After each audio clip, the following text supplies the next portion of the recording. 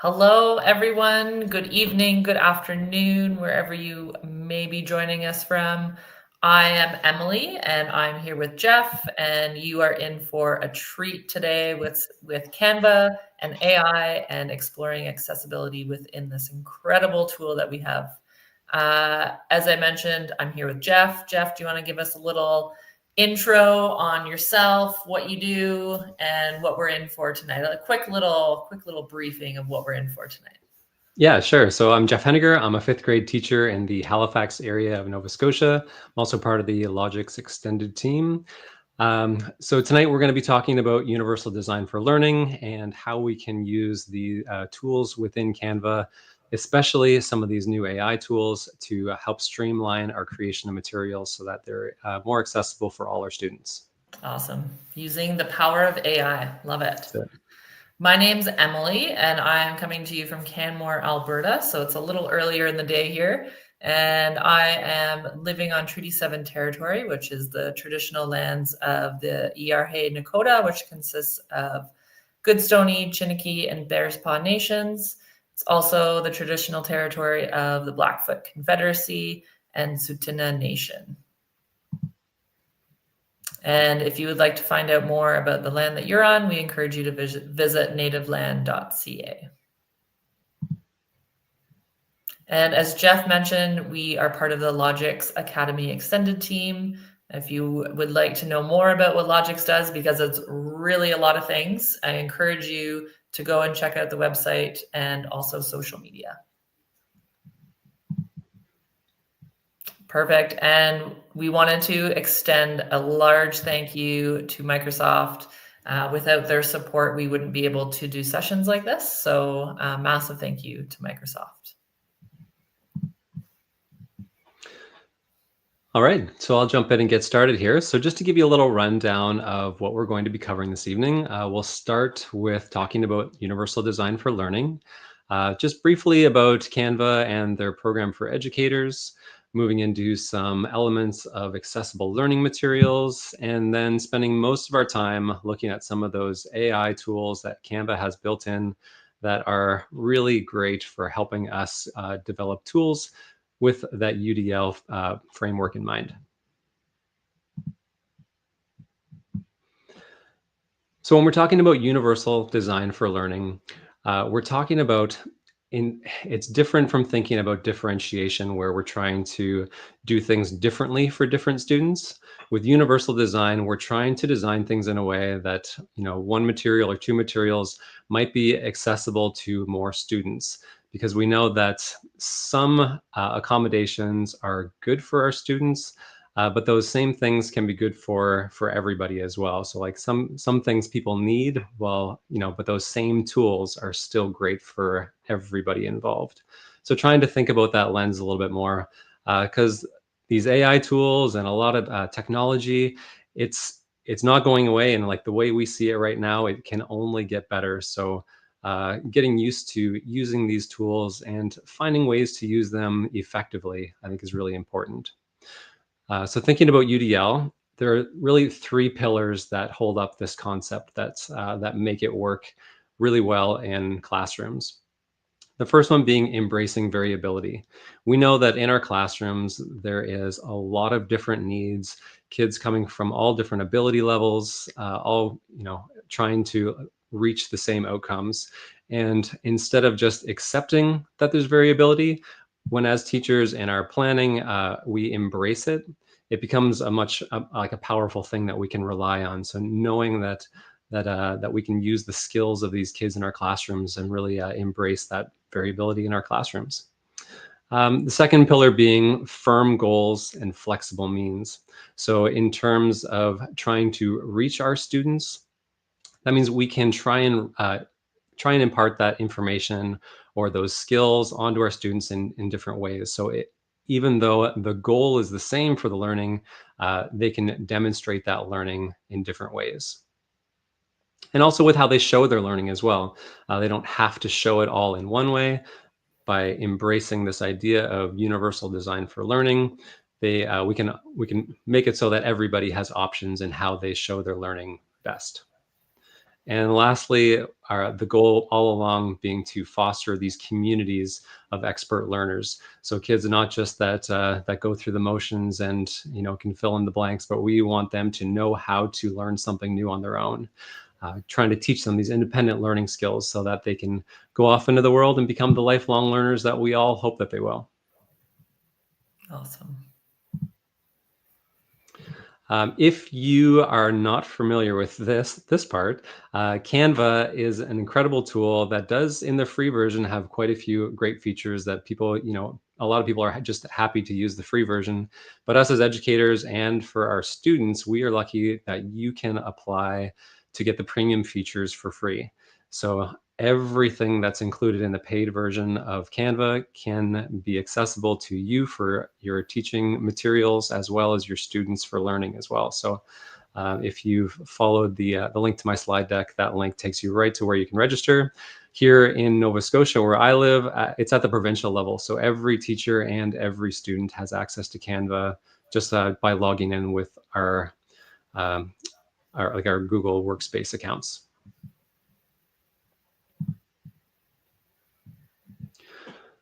All right, so before we get into the AI tools, I just wanted to show some of the accessibility features that Canva has built in already. So some of the things to consider while designing for accessibility, which can mean many things. So, in thinking about in terms of, auditory needs or visual needs, thinking about things like accessibility by language, all kinds of things, or just in terms of design as well, so that students that maybe have trouble focusing, need less on the page, all those kinds of little things are really helpful. So just to go through this quick, choosing readable fonts. So I often say to my students, because they like to use the fancy fonts, I tell them, if you use cursive, like instantly half the people that try and access this at least aren't going to be able to read what you're doing, especially at the 5th grade level. So choosing very easy to read fonts is really important, especially with younger students. Making sure there's a high contrast in colors between the background and the text. Keeping design spacious. I've worked with students that find like a worksheet that's full from top to bottom with images really overwhelming. So by keeping things spaced out and being okay with blank spaces on your page, it can really help help students that find those things overwhelming. And with images, adding them only when it adds meaning to the text. Again, a lot of my context tonight's going to be my 5th grade class, but we're studying nonfiction writing, making sure that their images match the text, those kinds of things. If something is just there for cuteness sake, maybe it doesn't need to be. And lastly, a lot of websites rely on what's called alt text for graphics. So not only does that help people that have vision impairments, but it can also be really useful for people that are trying to access your web resources or tools that don't have great internet access. So some people with slower internet connections might have their computer set to not load graphics at all. So by having those alt text put in, especially for things that you're putting out online, it's a great way to make your resources even more accessible. All right, so I'm going to get into a little activity, but just to give it a little context here, this is an activity that I've done 2 years in a row in my class. So we're just studying ancient civilizations, and for a little mini STEM challenge, we were using our Sphero robots that we have access to at our school. And if you're unfamiliar with Sphero, it's this little codable robot like the size of a tennis ball, basically, and it can drive around, and it fits perfectly under one of these red Solo drinking cups.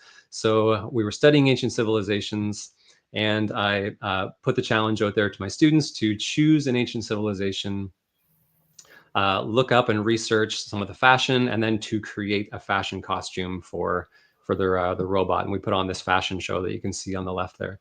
That's And pretty it's cool. yeah, it's hilarious, and the Is kids that the have a great time. runway that they're What's going that? down? Is that the runway that they're going down? Like That's a right. Yes, yes, it that's is. This is the You can see some feet there. The kids are all gathered around, and a kid is on the microphone, like announcing and explaining the costume, and nice. yeah, it's a blast. But to launch that activity, oops, too far. To launch that activity, I made a quick little slide deck in in Canva. So I picked this background out, and this was one of the pre-made fonts that was ready to go. So I put it in there. And in thinking about it afterwards, this lens of accessibility, I realized that I really had created something that wasn't very accessible. So this is a tool that I discovered not too long ago. If you go into File and then Accessibility, you can check your design's accessibility. So it pulls up this little tab on the right side, and it will tell you if there's any issues with your slide. So I'm actually going to pull up this slide. Yeah, there we go. That I'm showing you right now. And so if I go into File, Accessibility, check Design Accessibility, it's going to point out any issues. And right away, it's telling me that my font type is fine. It gives me the green check for that one.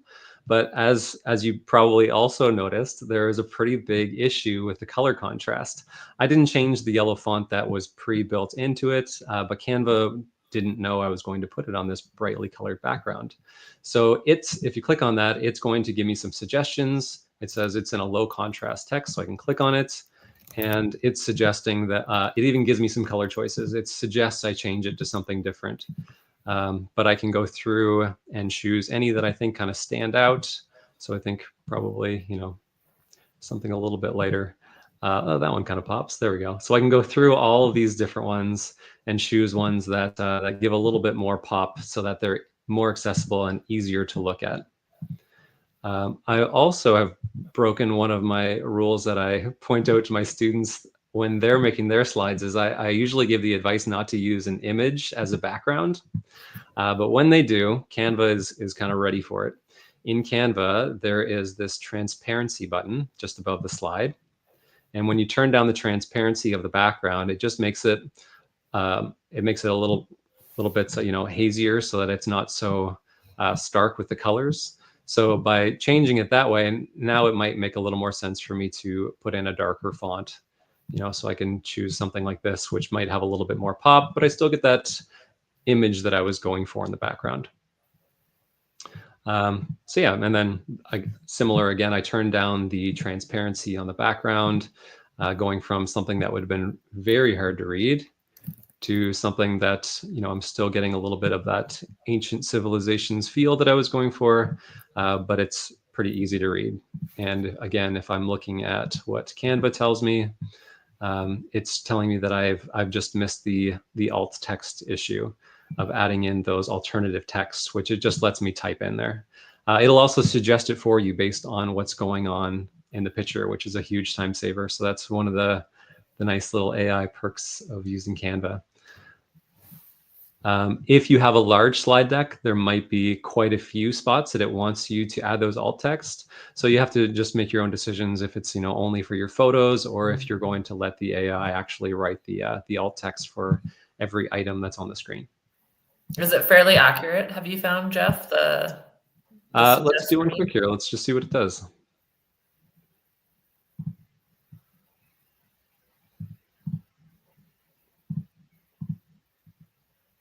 So this is for the Sphero robot, and it says an image of an electric device in a glass ball. So not bad, not great, but not bad. True. It's true. It's very literal. So yeah, just some of the tools that are ready to go there for you. And there was also one, there are some really nice animations and things that move around in Canva slides as well. But within those accessibility tools, there's also one to help reduce the motion. So just so things aren't moving super quickly or making it overwhelmingly visual, it'll help you reduce the motion a little bit there.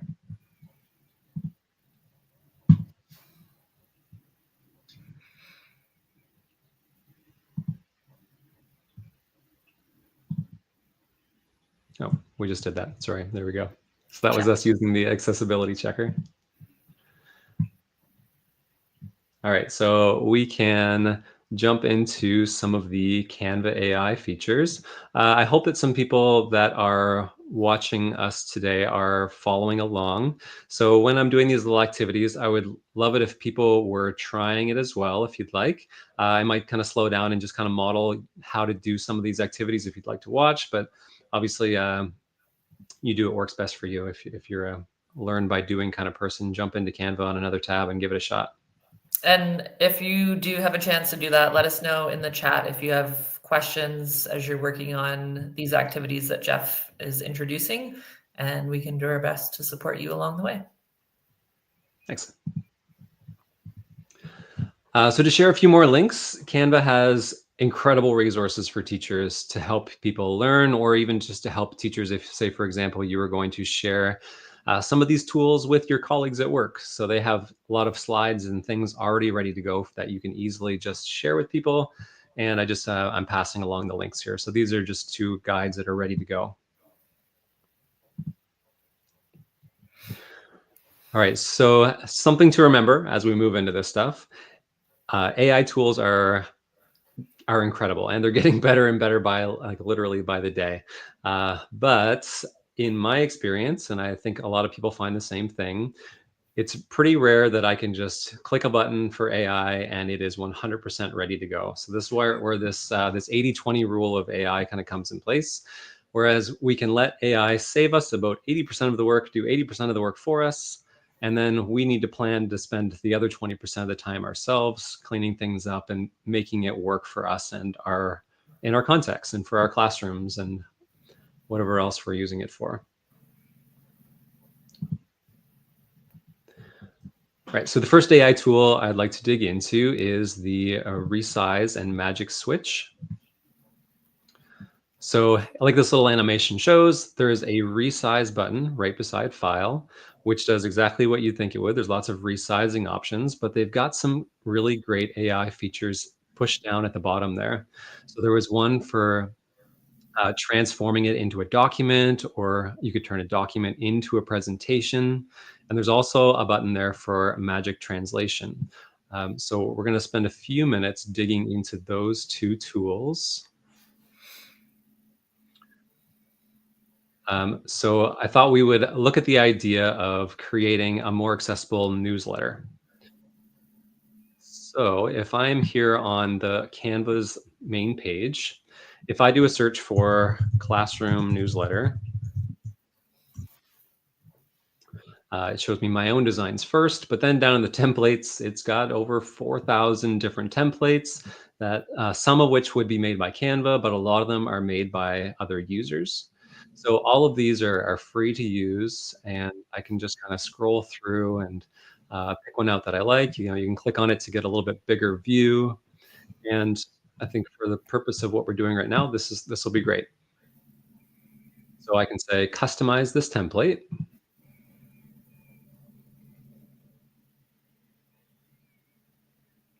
All right, and I'll zoom in, make that a little easier to see for everybody. So here I am with this template that's fully customizable. It's ready to go. I can change anything I want to. I'm just going to leave the text in there so you don't have to watch me try and come up with some creative things to write. So if I choose a text box, for example, actually, no, I'm going to do this. If I'm just looking at this, so say I've spent some time on this, my class newsletter is completely ready and customized for my class. If I go up to that resize option and I go down to the bottom, I can hit translate, and I'll just put Ukrainian.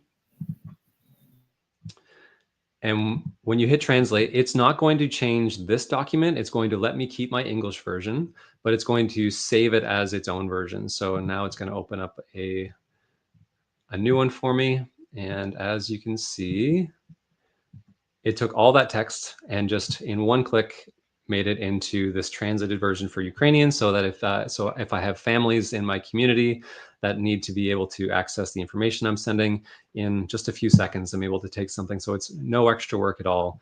But like we said, there are often a few little things to clean up. So we got to plan to spend, it did 80% of the work and now I get to do a little bit. I noticed that some of the text is going off the boxes a little bit. So I just need to do a little bit of readjusting to make things fit the way I expected them to. Move a couple little pieces around so that everything fits back into the template.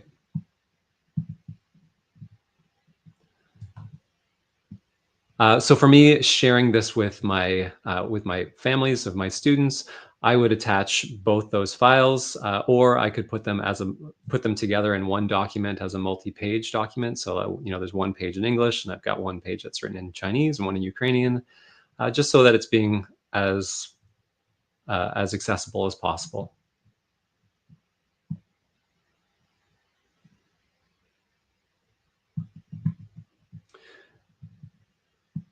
And I'm just going to go back to the original for a moment. So the other option that was within that magic switch section was the transform into a doc. So right now this is set up to be like a poster, like something that you would print off or that you would share digitally. But say I wanted it to be something that was maybe more email ready. I wanted to take the text and paste it right into an email, or I wanted it to be something that I would be able to easily print off and to share with somebody.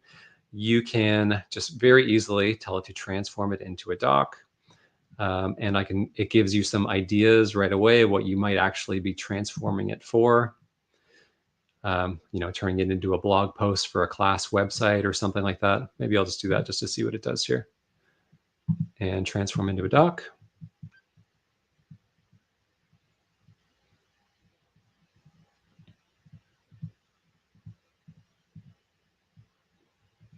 There it goes.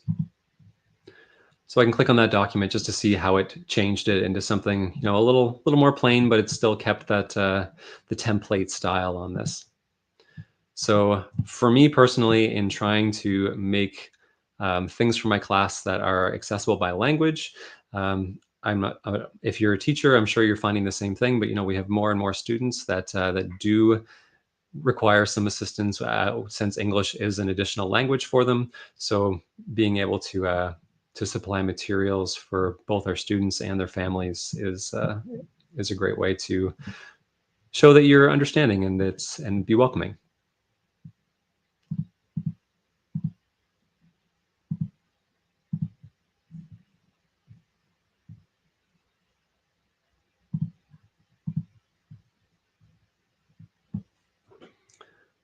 All right, so next up, I just wanted to show you the magic design for presentations.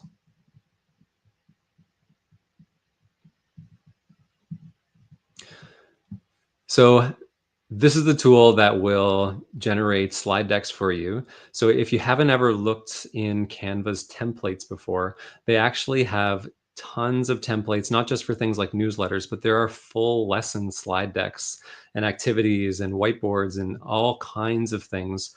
It's kind of like akin to a teachers pay teachers almost now. Like there are so many free lessons just ready to go, made by other teachers. It's already in there. But if you don't find what you want, this magic design for presentations tool is a great one to check out. So as you might have just seen in that little animation it just showed, they had an idea for a lesson that they wanted. So they went into the design tab, and then there's a search bar built right at the top, and you can, and it's a generative AI. So you can just tell it exactly what you want, and it will generate it for you. Now that's what the teachers are here for tonight. That's the stuff that they want, Jeff. Yeah, so I'll awesome. show an example here. So Full lessons already created. Yeah. And ready to customize. And Yeah, so here's another example of something that's coming up. In my grade 5 class, we are studying the human body, working our way towards this 3D body models project that I've done before. So I'll try and describe this quickly so you can kind of think about how this works here. So these are the shells of these are made by each group picks a kid. They wrap their torso with one layer of like plastic wrap, and then they wrap it with several layers of packing tape so it gets to be like a hard shell. And then we carefully cut it off so that they've got this person-shaped size, life-size, see-through shell for them to build a body system. That's really so this is kind of like my end game goal here. And in the little video clip, they use paper mache and some craft materials. Paper mache was a very popular one that worked out really well because it's so customizable. We also have access to a 3D printer in my class, so these ribs and spine were made with 3D printing. So that's kind of the end game we're working towards. But in the meantime, we need to we need to learn about these body systems. We need to get some more stuff. So I'm just going to model now how we could use Canva to come up with some slides for us. So here I am on a blank presentation slide. And just like that little animation showed, if I go up to design, down here I can see there are tons of designs already made for me. But if I tell it to, oh, it's because I searched, I'll save myself typing. In my recent searches, it says a presentation to teach grade 5 students about the body systems. And I might be a little bit more specific. I could say including nervous system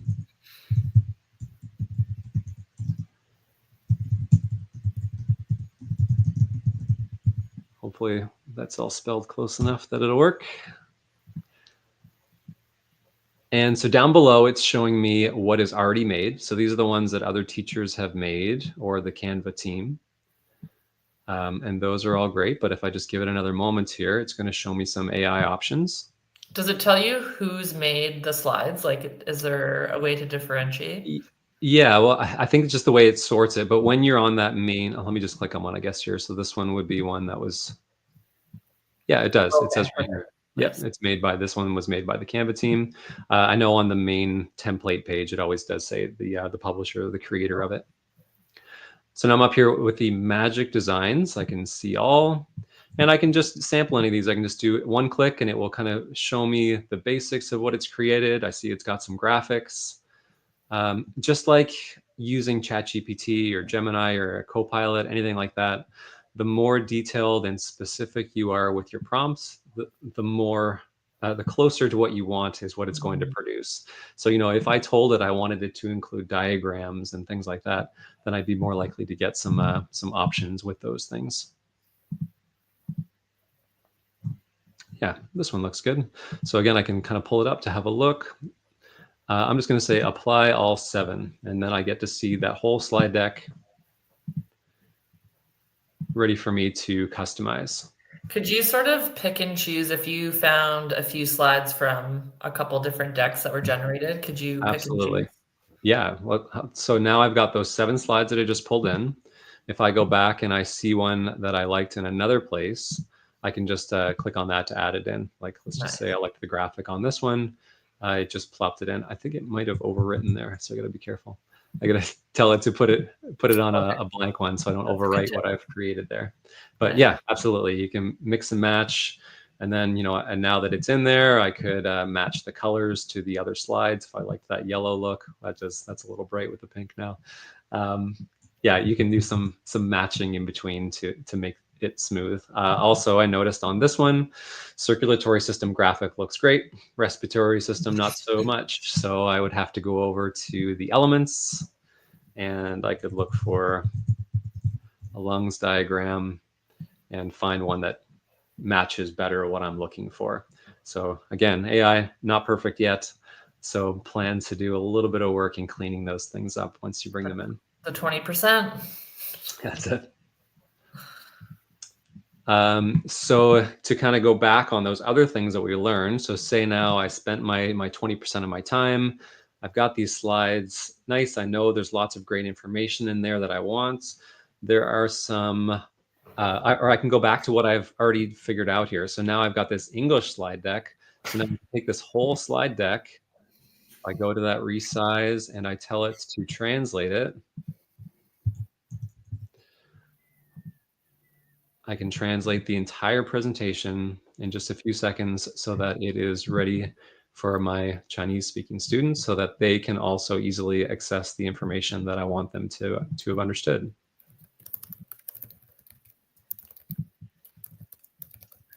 And just like before, if it depends on your context, but if it makes sense to take those slides and add them to your other slide deck, or maybe you want to take the text and make them multilingual slides, you've got options once you have that generated. And once again, I'm just going to go back to the English one. Just like before as well, say I had this slide deck, but I actually I had a student who is going to be away and I just want to print print it off on a page so that they have the notes really easily. And that magic resize, I can transform that into a document. I can tell it to make it in point form notes. And in a snap, I've got a page ready to print or email the student's family so that they don't miss any of the information. And it's no extra work for me. Which we love. No one wants extra work, especially teachers. Um, this one I might end up mentioning twice as well, but I think it's worth mentioning on this example that I'm doing. For any text box that's on here, if you click on a text box, this menu pops up like it always does. You can trash it, copy it, whatever you want to do, add links, change the layers. But there is a new one that's added. We'll talk a lot about Magic Write pretty soon here. But if I go to that Magic Write, this generate quiz button is really fits along well with what we're talking about now. So if I've got this text and I go to generate quiz, it gives me this question that's embedded in my slide. So maybe I'll just switch it for the photo, ditch the frame. I can stretch these things out to make them fit better. So if I shared this slide deck with my students, this is, like it says, green light live. Like if people are on it, it is interactive and they can actually put their answer in and I can see the answers coming in from my view. So just a fun little way that Canva helps you make your slides interactive. And as we've been saying, very little work for me. You can add in your own quizzes and make your own as well. They're in Elements. If you go into the Elements and do a search for quizzes, I think there's one, like there's a poll and there's surveys as well. But yeah, very easy to pull in some fun interactives.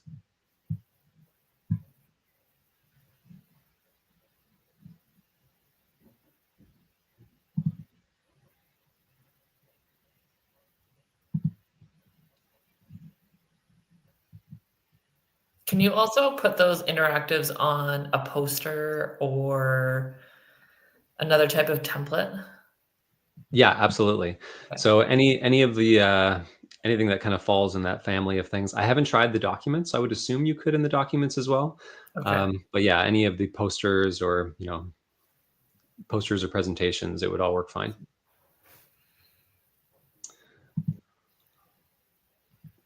All right. Next up is Canva's Magic Write. So I touched on that just briefly there. So you can think about Magic Write as Canva's version of like the Microsoft Copilot or the ChatGPT. It's your writing assistant that's built in to Canva. So there are a ton of features in here. It can be as open and customizable as ChatGPT or Copilot, where you can just type in exactly what you want and get it. But Canva also has a lot of nice little buttons to speed things up and make it more simplified for you. So you can just click on, something to shorten, like there'll be a shorten button sometimes, or to expand or summarize, or there might be a button to change the tone, things like that. So just to watch basically how this works, this model is in the version of a writing document. So they're just giving it the prompt in the Magic Write box, generate, and then it pops right up.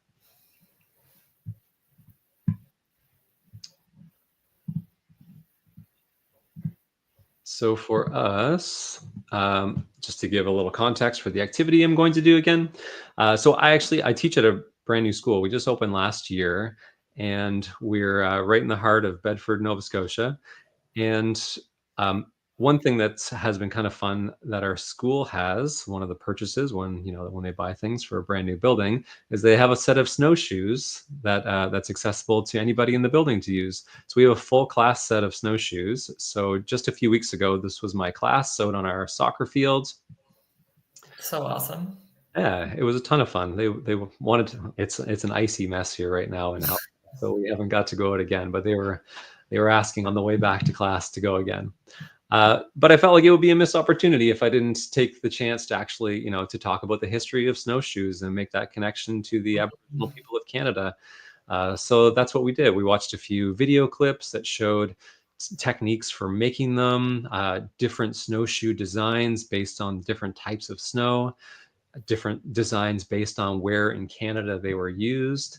So things like that. So I also wanted to link it to what we were doing in our readers workshop as well. We'd been talking about inferencing, so trying to read between the lines of what the author is asking of us. So enter AI to help me come up with something that I can use. So for our next activity, we're going to be creating some more accessible texts. Okay, so I am right now in just a blank document within Canva. I saved you having to watch me type this whole thing out. So this is the prompt that I am going to give to the AI. So my instructions for it are to generate a 4-paragraph reading passage for grade 5 students about the history of snowshoes in Canada, focusing specifically on the designs and uses of snowshoes by the Mi'kmaq people.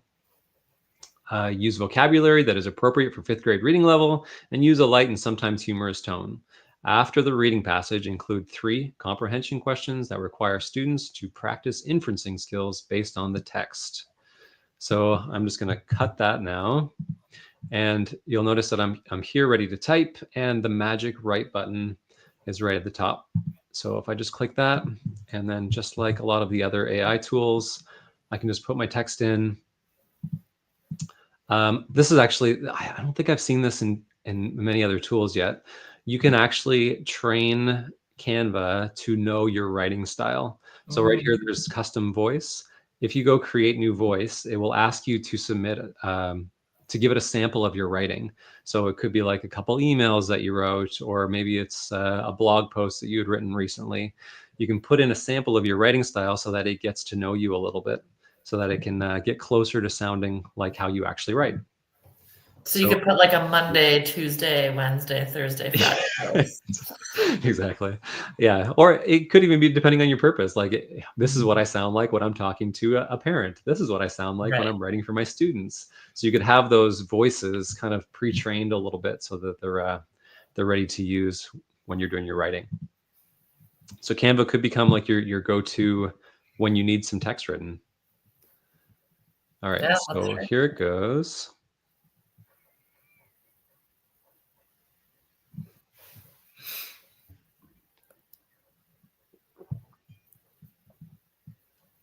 All right. So immediately, this is where you could do that 20%. So Right. I could read through it, see if I like how it sounds, and you could say, yeah, this is great, but I need it longer. So you just say more like this.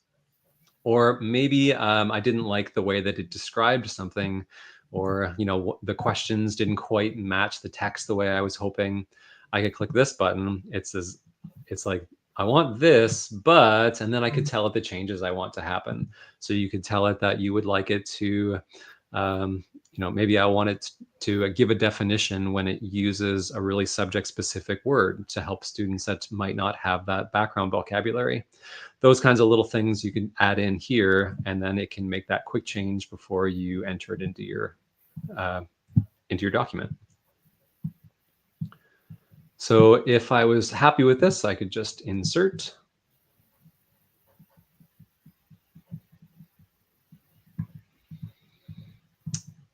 All right.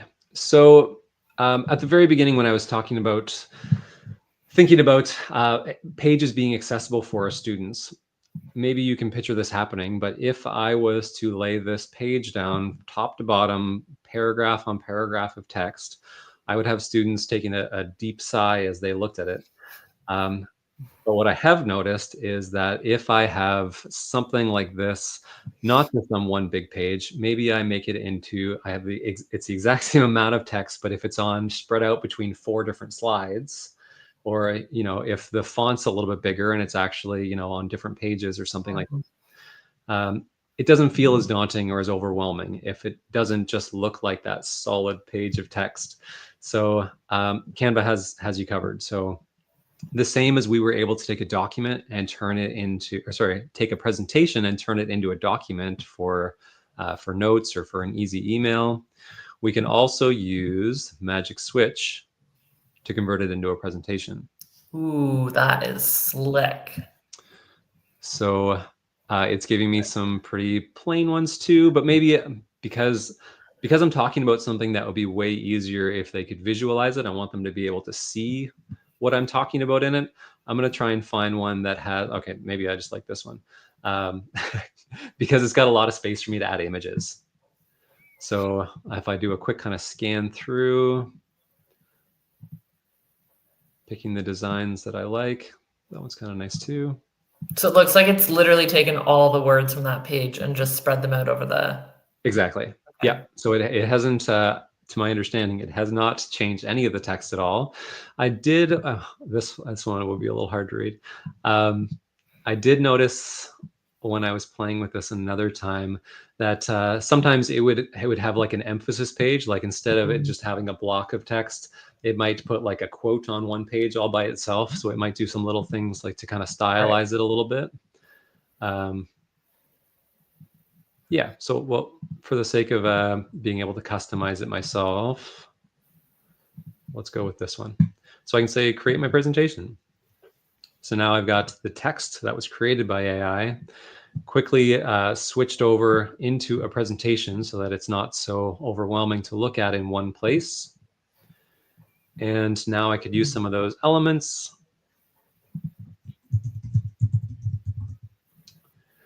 And as Canva does so well, I've got, lots of things to choose from, whether I want them to be photographs or graphics, or if maybe I am sharing it with students and to show a video clip of somebody with snowshoes in action, maybe that is actually exactly what I need in this situation. So you've got tons of options for finding the media that you'd like to add in. There's a question in the chat here, Jeff, Sure. and I'm wondering if it's something you could show through this presentation.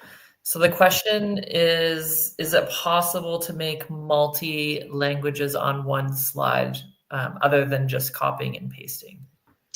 Well, let's try it quick. Let me go back to my, I'm clicking all over the place here.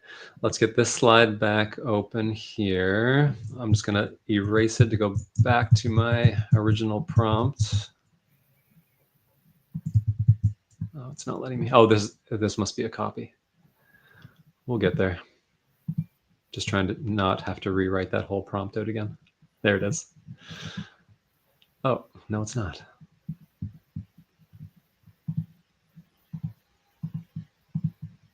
Well, let's just try one quick. All right, let's erase everything out of here.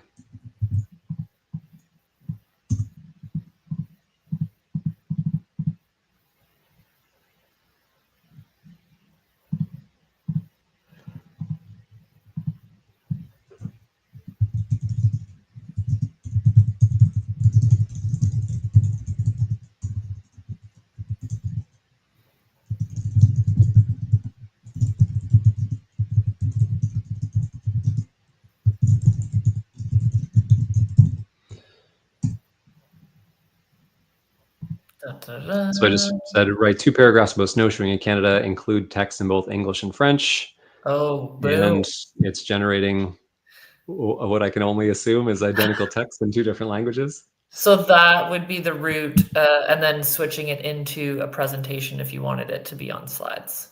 Yeah, let's see how it does that. So now if we go to the magic switch, we're going to convert it to a presentation. Oh, nice. So yeah, it does. It looks like it's putting the French on the next slide kind of thing. Nice. So yeah, there you go. More time savers. Just tell it what you want from the beginning, what you want for language use. No more copying and pasting. Yeah, exactly. Less copy pasting. There's also a question, just when you're generating that AI initially there, does it show the sources from that information or what it pulled or not? I didn't see any there at the bottom. It didn't automatically, but I might be able to ask for it. Let's try. Generate.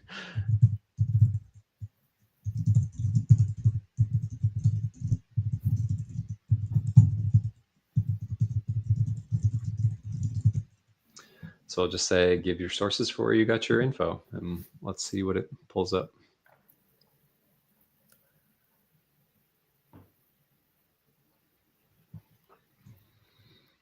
Information compiled from sources such as Snowshoe Magazine. So kind of, sort of, not really.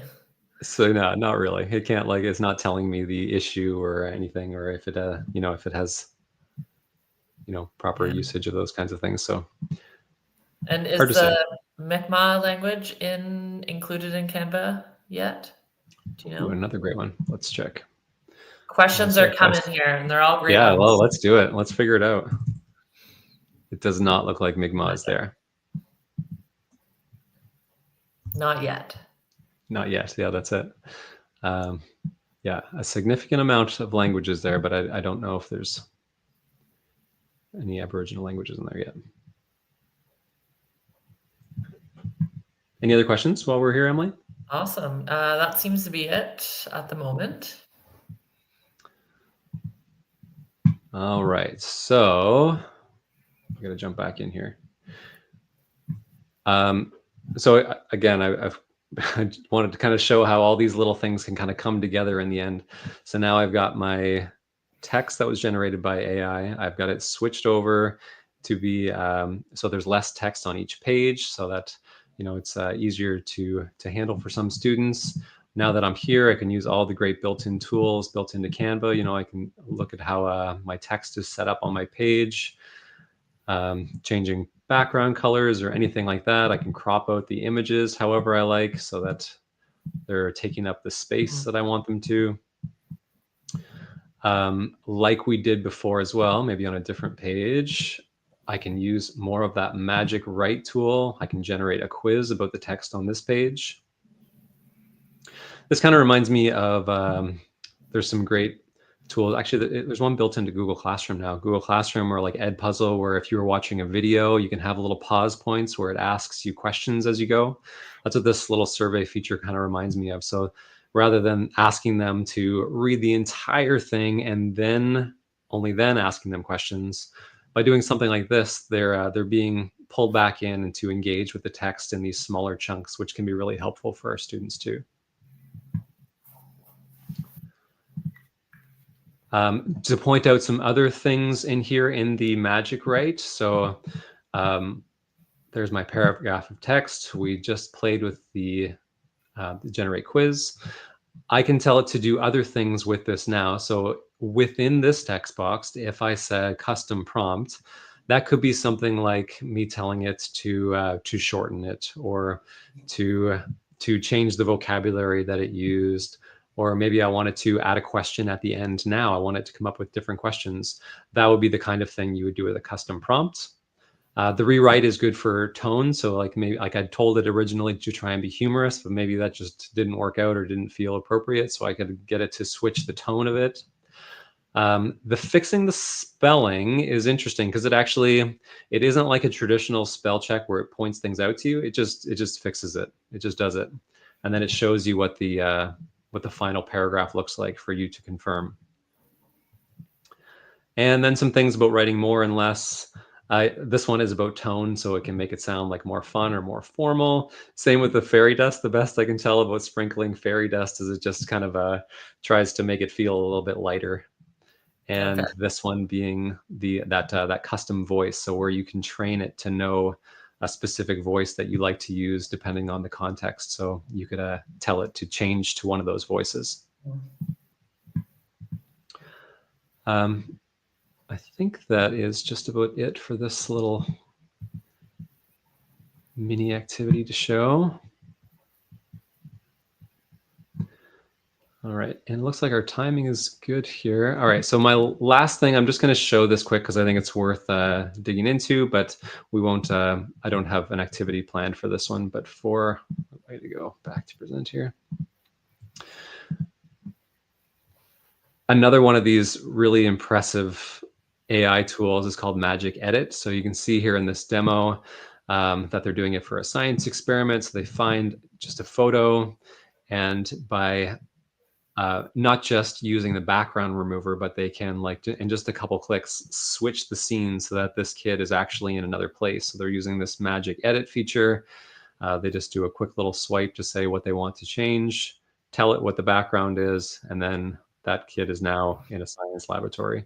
So in terms of maybe you didn't find exactly what you wanted in the Canva library, or like you just wished that the scene looked more like your school or something like that. It's really easy to change and customize and make photos work for your purposes really easily with some of these great tools. They're suggesting using for things like for storytelling.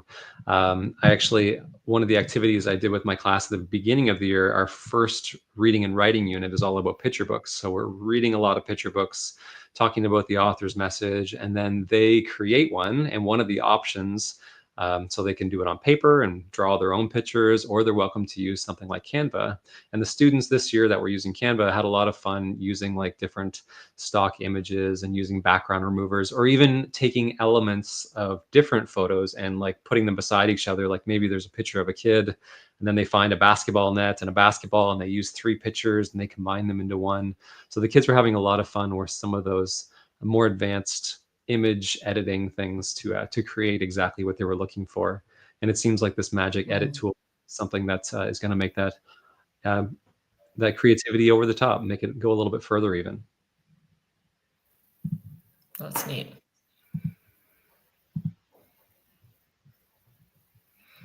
Perfect. All Well, I right. think uh, everyone's minds are pretty blown right now, just from some of these questions, and yeah, even myself, some new tips I didn't know. So thank you, Jeff, for taking us through all of that My and pleasure. answering everyone's questions.